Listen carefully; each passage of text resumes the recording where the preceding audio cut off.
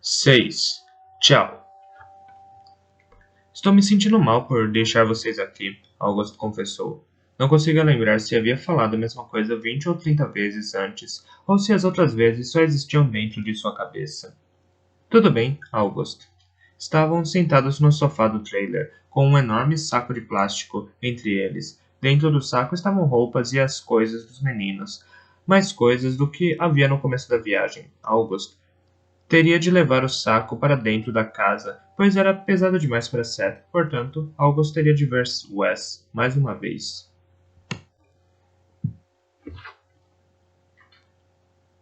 Não é o melhor lugar do mundo para uma criança estar. É verdade, disse Seth. Não é o melhor lugar, mas é nossa casa, é onde vivemos. Não esperávamos que você consertasse isso para nós, August. Certo. Acho que tenho que parar com isso. Você nem sabe meu sobrenome, não é? Acho que você falou uma vez, mas esqueci. Ashroder. Não vou. Não vou saber escrever. Eu escrevo para você. August pegou o diário vazio em um dos armários, o que pretendia usar para registrar cada momento do verão. Aquele em que não havia escrito uma só palavra. Ele arrancou a primeira página em branco. Vou anotar meu nome e endereço, e o número do meu telefone, o de casa e o celular. E você tem internet? Tenho. Meu pai me deu um computador novo para os trabalhos da escola. Bem, novo para mim, pelo menos. Vou anotar meu e-mail também. Você usa Skype? Eu falo pelo Skype com um amigo da escola. Seria legal se a gente pudesse conversar por vídeo. E não custa, como telefone. Anota seu Skype também? Não tenho, mas vou criar uma conta assim que chegar em casa. E mando para você por e-mail. Legal. August entregou a folha de papel e Seth a estudou com cuidado, como se tivesse de decorar tudo imediatamente. Pegou a carteira e contou algumas notas. Ainda tinha os $50 que o Wes havia dado para as despesas dos meninos, porque era meio inconveniente trocar uma nota de 50. Tentou dar o dinheiro a Seth, que ficou olhando para a nota. Para que isso? É o que as mulheres dos velhos tempos chamavam de dinheiro de emergência. Antigamente, quando uma mulher saía para um encontro, o homem dirigia o carro e pagava a conta. Mas a mulher levava os trocados como reserva, caso as coisas não corressem muito bem. Se tivesse que voltar para casa sozinha, ela podia chamar um táxi, por exemplo. É uma medida de segurança. Você pode pegar o Henry, ir até o telefone público, mais próximo e ligar para mim. Pode até pegar um ônibus para a cidade vizinha e telefonar de lá, de onde seu pai nunca vai pensar em procurar. Não sei se entendo por que teria de fazer isso tudo. Só por precaução. Seth continuou olhando para a nota. Não acho certo aceitar seu dinheiro, August. Não é meu. É parte do dinheiro que seu pai me deu para a alimentação de vocês. Não gastamos tudo. É seu, na verdade. Só precisa me prometer que não vai usar para outra coisa. Prometo. Pegou a nota e guardou no bolso do short. Está esquecendo de alguma coisa, August? O quê? Não sabe mesmo? Ah, as fotos. Isso. Quero mostrar para os meus amigos na escola. Eu gravo todas em um DVD para você. Eu gravo todas em um DVD para você. Quieto, Seth viu August ligar o laptop, descarregar as últimas fotos do cartão de memória e introduzir um disco vazio na gaveta do leitor de DVD. Ele abriu a pasta das fotos da viagem e as miniaturas surgiram na tela. Seth levantou e olhou por cima do ombro de August enquanto ele ia rolando a tela. Puxa, as fotos ficaram muito boas. Ficaram. Poxa, as fotos ficaram muito boas. Ficaram, não é? Seth falou, orgulhoso. Eles ficaram em silêncio enquanto o DVD era gravado. Ainda parece mentira que fizemos tudo isso. Fica aqui sentado enquanto o DVD é gravado, August sugeriu. Vou levar suas coisas para dentro da casa. Wes estava na porta fumando como antes. August parou e o encarou, ainda carregando o saco preto sobre o ombro. Sei que acha que ele é melhor que eu. Wes falou, sem encará-lo. Não, não acho. Você está no mesmo lugar em que eu estava há 2 anos. Pois é, Wes olhou para ele. Exatamente. Acabou de dizer. Estou onde você estava há 2 anos, e agora você é muito melhor. August desviou o olhar para indicar que não queria briga. Wes, sei que acha que isso tudo é coisa minha. Não. Vamos encarar os fatos. Seth sempre teve propensão para esse tipo de coisa, uma intervenção com o próprio pai. Ele é assim. Quer que o mundo seja correto, tudo em ordem, está sempre tentando colocar os pingos nos is, o tempo todo. Nunca dá certo, é claro. Infelizmente, ele acredita que eu sou um desses pingos. Não sei o que é pior. Ele acreditar que pode cuidar da nossa vida melhor do que eu sempre cuidei, ou os momentos em que penso que ele pode estar certo. August relaxou um pouco, sentiu um lado da boca se mover, desenhando um meio sorriso. Talvez você consiga reunir seus recursos e resolver tudo isso. É, Wes respondeu. Talvez. Obrigado por tudo o que fez. Tudo bem. O verão foi ótimo. Alguns detalhes aqui e ali. Queria me despedir do Henry. Wes jogou o cigarro na terra e o apagou com a ponta da bota. Soprou a fumaça, virou e juntou as mãos em torno da boca. Henry! Vem falar tchau para o homem! Eles esperaram, esperaram, esperaram. Henry não apareceu. Não devia estar triste, August, disse Seth. Estavam parados ao lado da porta do motorista do trailer. Era cada vez mais evidente que a hora da partida havia chegado. Você não está? Sim, estou, mas você não devia estar. Por que não? Porque não quero que você fique triste. Augusto ouviu um ganido, virou-se e viu Woody no banco do motorista com as patas no vidro da janela. Falando em ficar triste, ele vai sentir saudade de vocês. Não quero pensar nisso, August. Certo, desculpe. Ele deu um abraço rápido em Seth e entrou na cabine do trailer, empurrando Woody do banco do motorista. Cuida do seu irmão, ok? Vou cuidar. Eu sempre cuido. Seth virou e começou a voltar para casa, chutando terra com a ponta dos sapatos. Woody pulou no colo de August e ficou vendo o menino se afastar em silêncio. Ele se acomodou em sua cama entre os bancos, pronto para a viagem. August ligou o motor e o trailer começou a se mover pela terra, tomando a direção da rua. Antes de sair do terreno, ele ouviu alguém gritar seu nome ao longe. August! Não era a voz de Seth. Não era a voz de Wes. Woody correu para a porta dos fundos e começou a chorar. August brecou e olhou pelo espelho lateral. Henry corria atrás do trailer. Ele puxou o breque de mão e abriu a porta. Pulou para fora da cabine, para o calor, sem nem desligar o motor. Quando Henry o alcançou, pulou nos braços de August, como Woody sempre fazia. A única diferença era que, como uma criança, ele tinha de tomar mais cuidado para não cair para trás. Desculpa, Woody podia ter sido comido pelos coiotes, Henry falou num cochicho aflito no ouvido de August. Isso já passou. Por que não foi me dar tchau? Achei que, se eu não me despedisse, você não iria embora. Você sabia que eu tinha que ir, Henry. Preciso voltar ao trabalho. E vocês precisam ficar. Foi burro, desculpe. Ele pulou para o chão, e os pés levantaram poeira. Henry se dirigiu à porta aberta. Na ponta dos pés, abraçou Woody e beijou a orelha do cachorro. Talvez eu volte e passe por aqui no próximo verão, se seu pai não se incomodar. Mas ele vai, disse Henry. Tchau, August. O menino acenou. August ficou parado por um momento, pensando em opções. Mas só havia uma, acenar também, e ir embora. E foi o que ele fez. August devia ter chegado em casa em 6 ou 7 horas, mas não chegou. Ele nem tentou. A fadiga o dominou, e não conseguiu determinar se o cansaço era físico ou emocional. Não tinha energia suficiente para pensar nisso. Ele parou no estacionamento de um Walmart em uma daquelas cidades do deserto na Califórnia, que eram parecidas com todas as outras cidades do deserto na Califórnia. Eram só 4:30 da tarde e o estacionamento estava cheio e barulhento. Por isso ele procurou a vaga mais afastada, o canto mais isolado. Mas ainda era movimentado e barulhento. August fechou as cortinas e dormiu quase imediatamente no sofá, ainda vestido. Quando acordou, estava escuro e muito silencioso. Ele olhou para o relógio. Passava um pouco das 9 e agora estava sem sono. Depois de levar Woody para fazer xixi, viu se tinha mensagens do celular. Não tinha nenhuma. August apertou o número 2 da discagem rápida, que ainda era o telefone de Maggie, sua ex-esposa. Depois de tanto tempo, ela atendeu no segundo toque. Maggie, disse, pensando se não deveria ter planejado melhor essa conversa antes de telefonar. August? Meu Deus, o que aconteceu? Por quê? Eu não devia ter ligado? Bom, não sei. Não devia. Só sei que nunca telefonou antes. Não, nunca mais.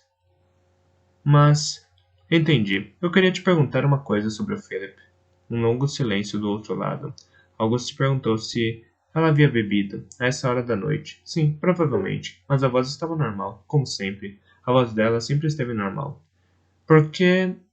Porque acha que sei alguma coisa que você não sabe sobre ele. Não sei. Acho que só estou procurando uma perspectiva diferente. Ou uma perspectiva. Entendi, ela disse, com voz tensa. Tudo bem, pode falar. Sei que ele nunca foi muito radical, mas acho que Felipe gostava de aventura, embora não demonstrasse. Não sei nem como pensar em uma resposta para isso.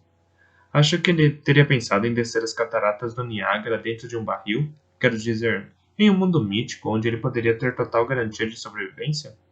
August, pare de usar uma expressão de nosso finado filho. Que pergunta babaca. É? Acho que perdi até a capacidade de julgar. Esteve bebendo? Não. Não, não bebo há, bem, quase 2 anos. Um silêncio desconfortável. Que bom, August. Isso é ótimo. Fico feliz por você. Obrigado. Acho que é normal você não ter uma resposta. Talvez nem exista uma. Augusto afastou um pouco a persiana para investigar a origem de um barulho estrondoso, como se um avião taxiasse no estacionamento do Walmart. Mas o que ele viu foi um funcionário limpando tudo com um soprador de folhas. Ele enfiou um dedo na orelha que não era coberta pelo celular. Eu dou uma resposta se você quiser, Augusto, mas é só minha opinião. Pode ser verdade ou não. Acho que todo mundo ia querer descer as cataratas do Niágara dentro de um barril, se houvesse garantia de sobrevivência. As pessoas não fazem essas coisas porque não querem morrer, e não porque não parece divertido. Acho que Felipe gostava de aventura, mas viu a gente dar com a cara em algumas paredes, por isso se tornou cauteloso. Sem essa cautela, acho que ele teria entrado no barril num piscar de olhos. Felipe tinha esses momentos. Lembra do incidente do tobogã? Não. Como não? Foi antes de nos mudarmos para o oeste. Ele estava com Frank, e eles foram para aquela colina que terminava na estrada. Ah, meu Deus, sim. Mas não tinha nenhum tobogã nessa história, tinha? Eles usaram papelão para fingir que era tobogã. Mas que diferença faz? Foi uma loucura, embora eu nunca tenha me convencido de que ele sabia que ia terminar a descida de maneira segura. Se não sabia, ele não teria dito que não sabia? Para se defender quando falarmos com ele? Você sabe que ele sempre falava bobagem quando todo mundo ficava bravo. Enfim, falando sério, August, por que tudo isso? Só pensei nisso porque deixamos um pouco das cinzas dele no rio Yellowstone, acima das quedas d'água. Deixamos? No plural? Está saindo com alguém, August? Que bom para você. Não, não é nada disso. Viajei com os filhos de um conhecido no verão. É uma longa história. Silêncio. August demorou para perceber que ela esperava ouvir mais alguma coisa. Ligou só por isso? Não, ele respondeu. E foi a primeira vez que reconheceu, só quando a resposta saiu de sua boca. Eu imaginei. Tenho que, tenho que pedir desculpas. Por quê? Dirigi muitas vezes com ele no carro. Você sabe, não eram altos índices de álcool no sangue, mas era alguma coisa, o suficiente. Mas não havia bebido quando algo grave aconteceu. Mas podia ter sido comigo, mas não foi. Não por minha causa. É isso que estou tentando dizer. Não tem nenhuma diferença entre a sua situação e a minha. Sorte, só isso. Você nunca disse nada que me fizesse pensar diferente. Não. Mas está dizendo que sentiu o que não disse? Estou dizendo que tomei cuidado para não dizer. Foi um esforço. Não sei como colocar de um jeito melhor. Escuta, August, ela falou, com um tom mais duro. É muita bondade sua ligar. E não. Quer saber? Desculpa. Estava na defensiva por força do hábito. Foi realmente muita bondade sua ligar e dizer que poderia ter sido com você. Muito obrigada. Mas não foi. Eu sei. E não tenho ideia de como me sinto. Nunca disse que tinha. De qualquer jeito, obrigada. Tudo bem, era o mínimo que eu podia fazer. Eles se despediram. Augusto não conseguiu voltar a dormir, por mais que tentasse. Por isso, seguiu viagem. 7. Não será. Eram quase 10 da noite e August estava sentado em uma cafeteria conversando com Harvey. Era um lugar que servia café da manhã 24 horas por dia. Se alguém quisesse. August comia uma omelete. Harvey bebia várias xícaras de café. Como ele conseguia beber tanto café àquela hora da noite? Era uma coisa que August nunca entendia. Ele dormia? Se dormia, como fazia? August ia dar aulas na manhã seguinte, o primeiro dia do novo ano letivo. Pensar nisso o deixava meio enjoado. Provavelmente devia ter adiado o encontro e ido dormir, mas estava ali, conversando. E a última coisa que ele me disse? Qual deles? Henry, o pequenino. Falei que talvez passasse por lá no próximo verão, se o pai dele não se incomodasse, e ele respondeu, mas ele vai. E ele deve estar certo, Harvey opinou.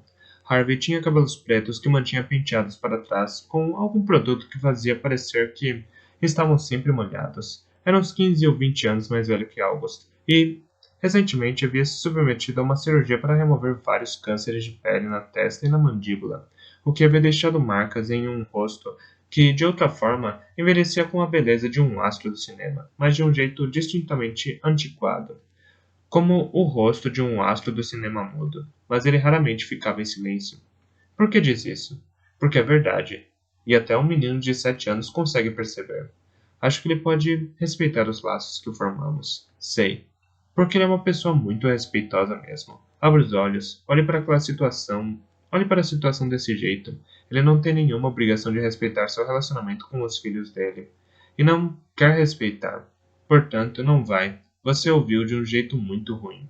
E os filhos viram que existem jeitos melhores. Ele se sente inferior a você. Portanto, meu palpite é que ele vai eliminar todos os indícios de que alguém chamado August já existiu na vida dele. Seth vai manter contato comigo. Esperamos que sim. Você nunca fala o que eu quero ouvir, Harvey? Não falo. Não é meu papel falar o que você quer ouvir. Meu objetivo é mostrar as coisas como são. Talvez eu esteja errado. Espero estar errado. Mas é melhor se abrir para a possibilidade de a proximidade que viveu com esses meninos ter sido situacional. Mais que tudo. Agora parece importante, mas as pessoas seguem em frente. Não têm escolha. Isso é muito complicado para você, não é? Por que é tão complicado? Esqueceu que os meninos são filhos de outra pessoa? Não exatamente. A situação faz você sentir novamente a perda de Philip? Ou sentir pela primeira vez? Augusto parou e ouviu o eco silencioso, mas tangível dessas palavras. Mais uma vez, se surpreendia dizendo alguma coisa que nem havia percebido que sabia. É estranho, não é? Não. Sério? Sério, não é. Você mesmo acabou de dizer que eu nunca falo o que quero ouvir. Ainda não passaram 2 anos. As pessoas acham que 2 anos são muita coisa, mas não para uma grande perda como essa. As fases vão se sucedendo. Não é só com você, é com todo mundo. É humano, só isso. A verdade não é que está sentindo pela primeira vez, embora entenda essa situação, essa sensação. A verdade é que devolver aquelas crianças te vai sentir a perda em um novo nível, de um jeito novo. Quer um conselho? Não se apegue ao elo que formou com esses meninos. Só vai se machucar. Aceite que foi uma ocorrência única, isolada. Eles prometeram manter contato, mas não vão. Conforme-se com isso. E se voltar a falar com eles, encontrá-los vai ser uma boa surpresa. August trabalhava em algumas anotações para a aula na mesa da sala de jantar, quando o laptop tocou pela primeira vez. Era como o som de um telefone, mas não do seu telefone. Sabia que o barulho vinha do computador, mas ele nunca tinha tocado antes, e não sabia como era aquilo.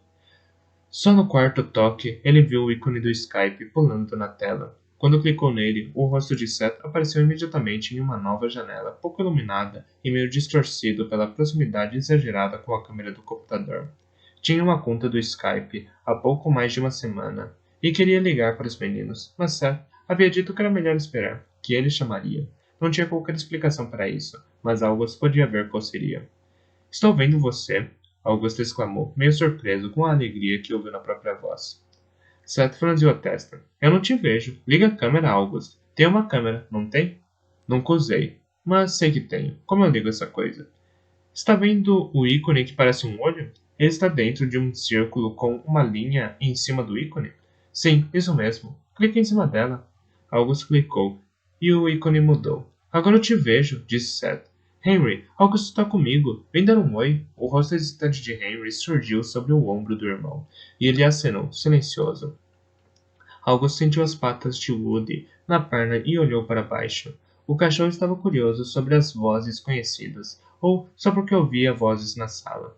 August não sabia se um cachorro era capaz de reconhecer vozes através de um equipamento eletrônico. Ele abaixou e pegou Woody. Woody! Os meninos gritaram ao mesmo tempo. O cão inclinou a cabeça para o lado e os meninos riram. Nada, estou fazendo a lição de casa, disse Seth. A janela congelou e desapareceu. A chamada havia sido encerrada. August tentou voltar às anotações, mas estava distraído. Agitado, ele foi fazer um sanduíche, voltou à mesa com o lanche e deu uma olhada nos e-mails. Só o spam habitual, exceto para uma mensagem de Maggie, que ele não teve coragem de abrir imediatamente. O computador tocou de novo, e ele correu a atender a chamada. O rosto de Seth apareceu na tela outra vez. Desculpa, August. Meu pai entrou no quarto. Quer dizer que ele não pode saber que tenho contato com vocês? August perguntou, pensando que estava se comportando como uma criança ressentida. O rosto de Henry surgiu novamente sobre o ombro de Seth. De novo, um aceno silencioso. Talvez seja só uma fase, disse Seth. Ele está de mau humor, não é, Henry? Henry respondeu, apertando o nariz entre o polegar e o indicador. Um humor bem fedido, explicou Seth. Mas está tudo bem com vocês, não está? Bem, ele não é violento, se é isso que quer dizer. Só grita muito e parece que está sempre bravo.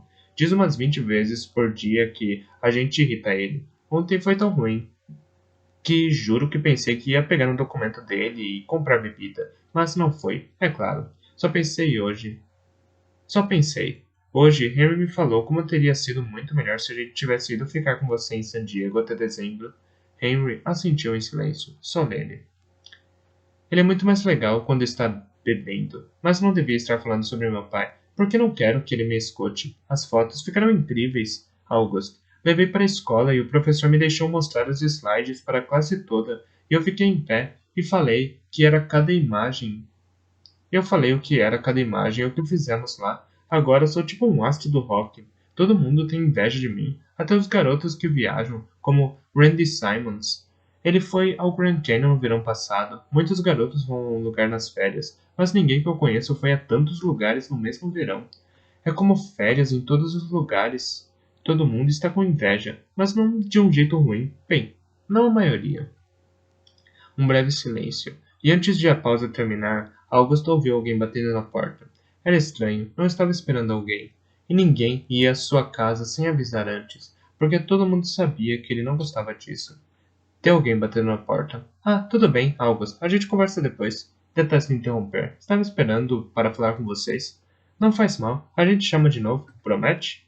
É claro, prometo. Vai ver quem é.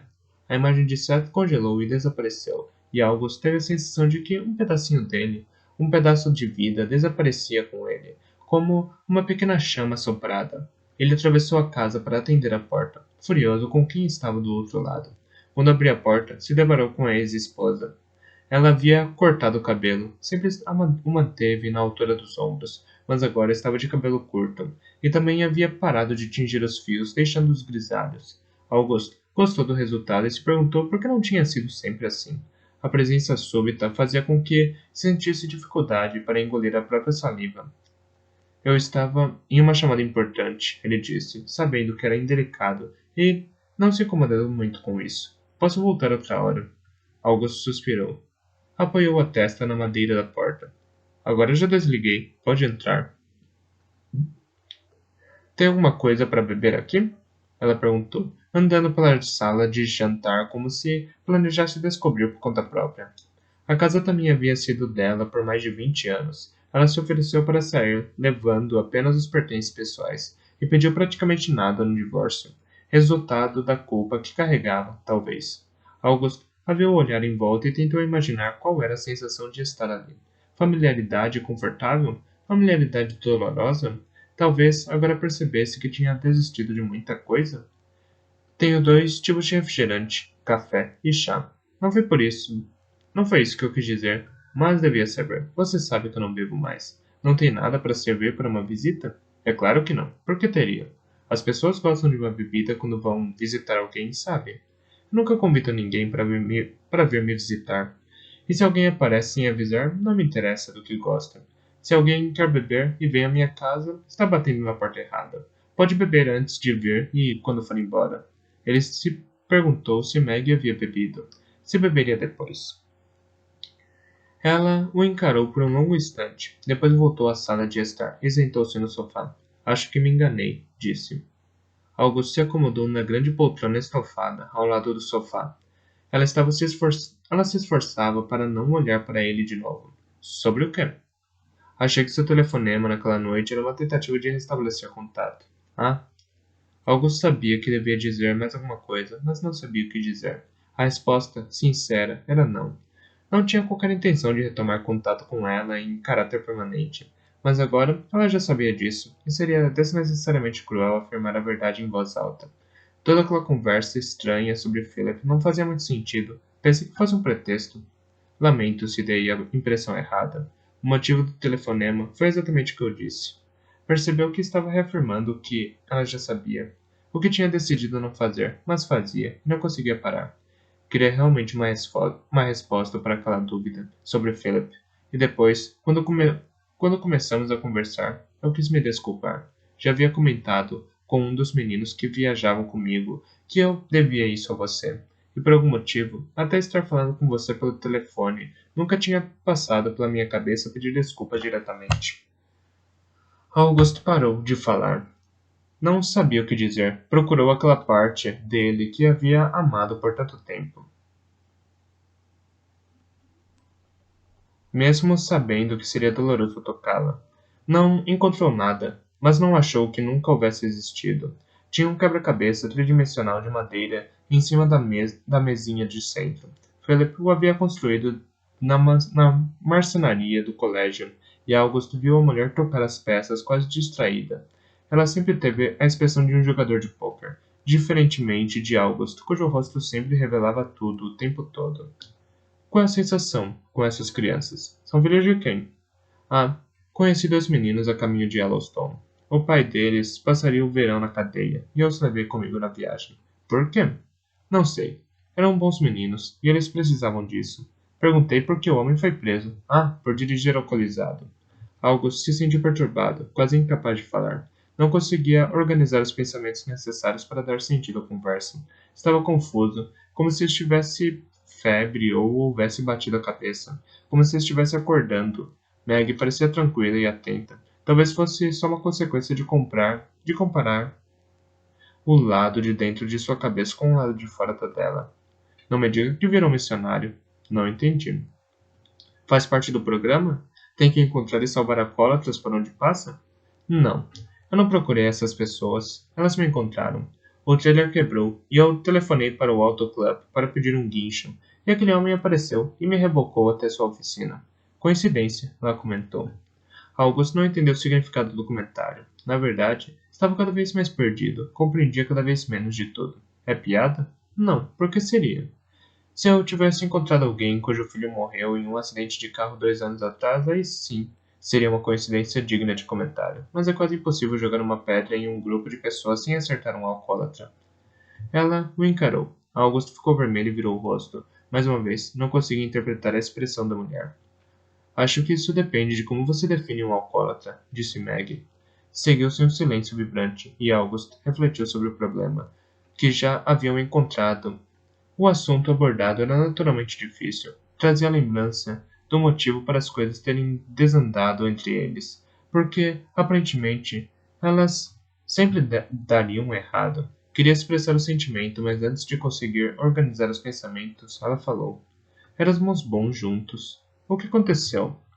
Algo se surpreendeu com a pergunta, justamente quando ele absorvia o quanto não eram bons juntos. Ficou quieto, não conseguia falar. Acho que me expressei mal, Maggie continuou. Eu sei o que aconteceu, é óbvio.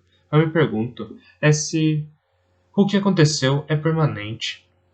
Ele abriu a boca para resolver e mergulhou em águas ainda mais profundas, porque de repente refletia sobre a ideia.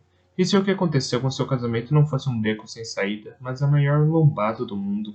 Uma parte dele se apegava à possibilidade, enquanto outra, mais sutil, mais escondida, puxava sua manga. E um ansiava que estava esquecendo de alguma coisa, havia um motivo. Era um beco sem saída, e sabia disso, mas não conseguia lembrar que o motivo era esse. Ah! Ele exclamou quando lembrou. Ele não tinha intenção de dizer aquilo em voz alta. Ah, o quê? Você bebe, e eu não. E isso é motivo para encerrar uma relação?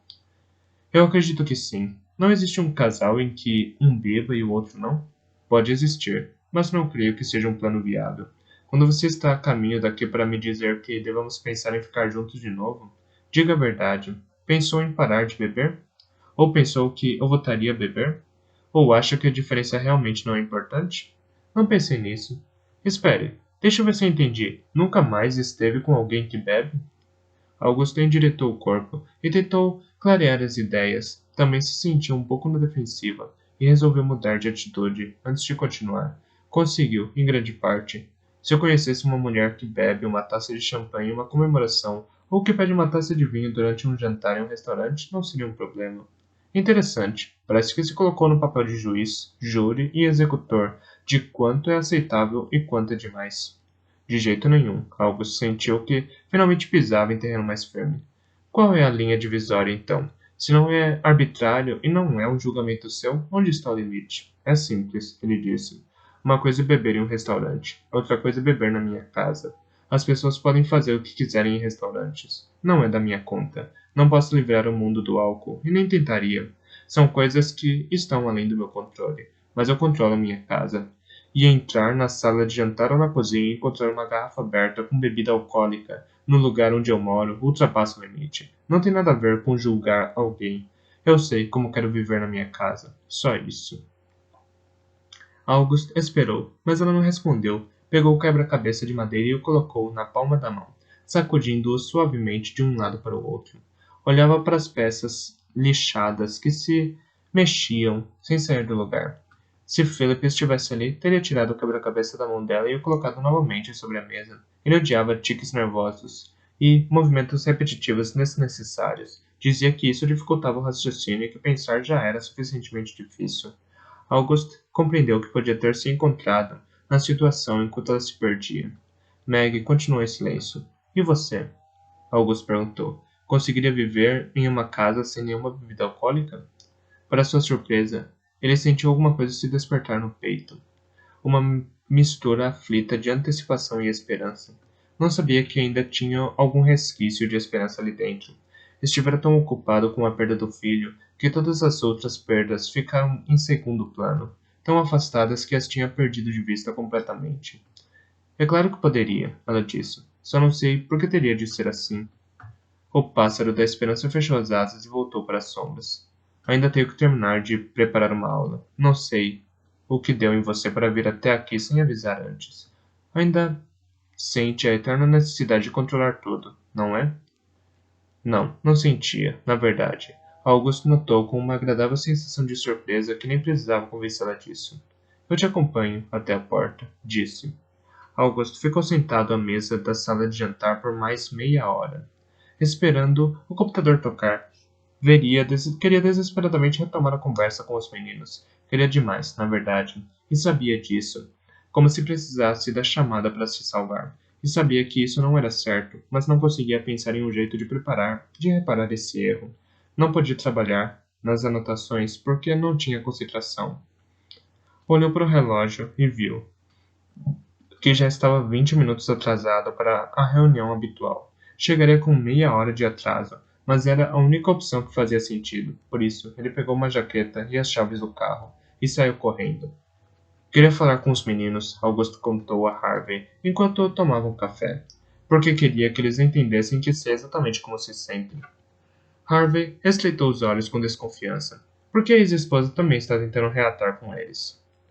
Porque eu não era o mais importante para ela. Perguntei se ela deixaria de beber por mim. E a resposta foi não. Ela é sua ex, August. Não existe ex-pai. Eles precisam ser o que há de mais importante na vida dos pais.